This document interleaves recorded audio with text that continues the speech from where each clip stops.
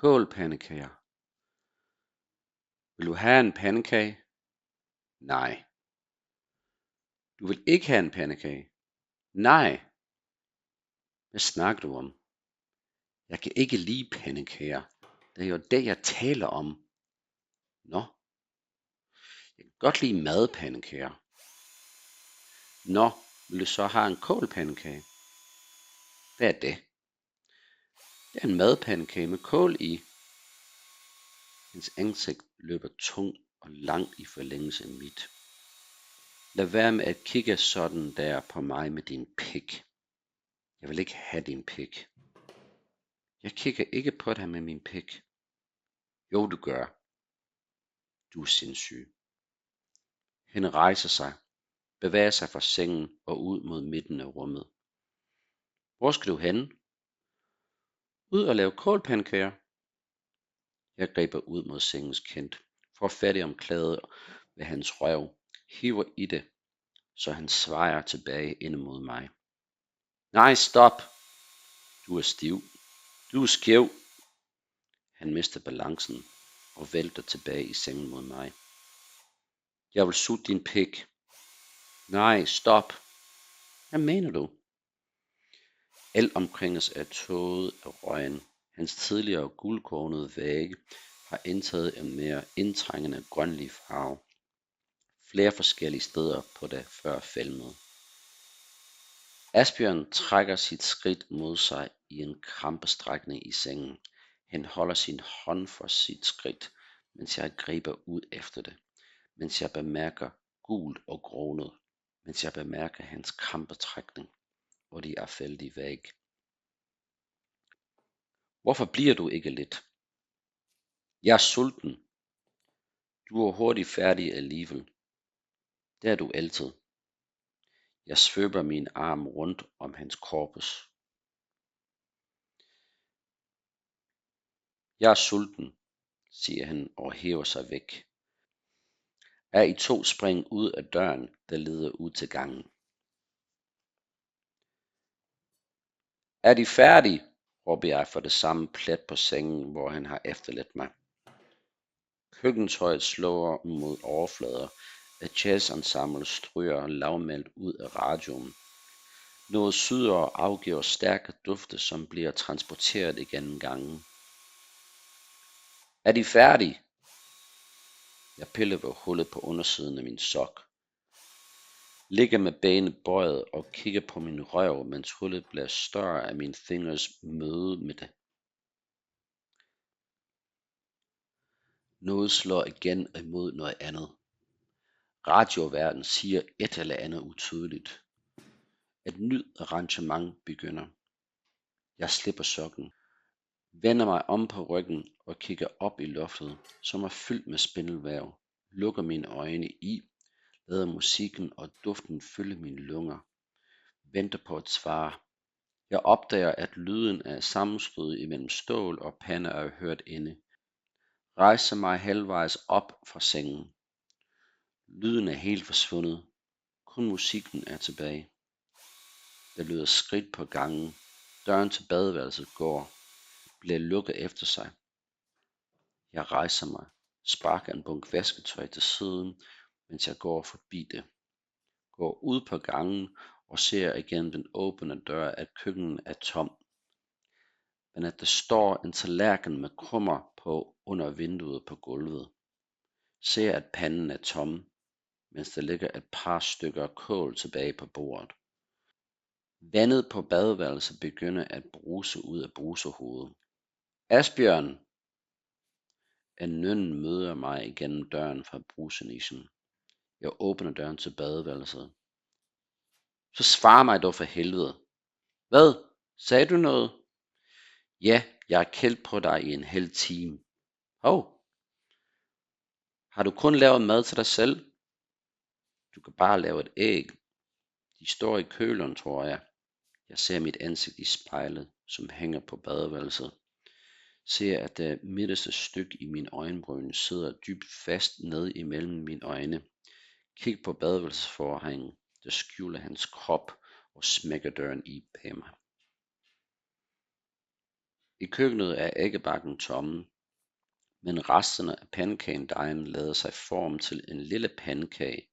De sidste stykker kål, som ligger på bordet, vender jeg sammen med en brun udskåren banan, som jeg samler med pandekagen. Køkkenet er fyldt af rådne kopper, tallerkener, trælgrøde klistret op gennem hullet i min sok. Gryden ved siden af panden er fyldt til randen af en ubestemmelig væske, hvor der på overfladen chancerer at myldre af ultraviolette nuancer. Den første bed sig i som en dyb klump i min hals, og beden sætter sig hurtigt som et lille stykke opkast tilbage i min mund.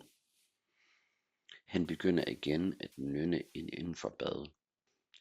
Jeg kaster pandekagen med et brune fyld tilbage på den halvvarme pande, går i lange skridt over gulvet, hiver badeværelsesdøren op, for at hurtigt kigge på mig selv i spejlet, går ind og river forhænget til siden. Asbjørn står i profil med sit ansigt tilbagelænet, så vandet svøber sig om hans bulede forkrop i en lang stråle. Han har sin pik i hånden, hiver sin hånd op og ned af sin stive pik, men skyder sig sammen i samme øjeblik, han opdager blotlæggelse imellem os.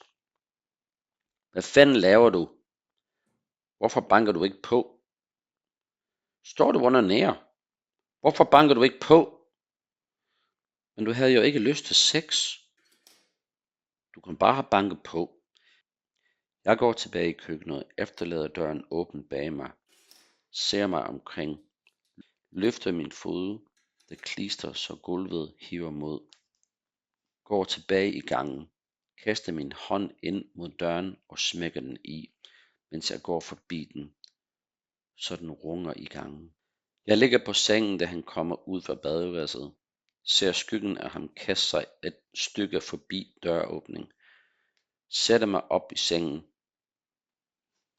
mærker proceduren på min øjenbryn, mens jeg løfter min ryg højt bag min bagudvendte arm, der med håndfladerne nedad hviler på sengen.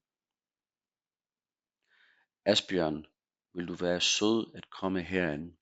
Lyden af gulvbrædder, der giver sig under vægten af hans fødder, holder inde til det giver sig igen, og han står i døren med et håndklæde om sin hofte og sin mave, der vælter ud over det. Hvad er det, der sker?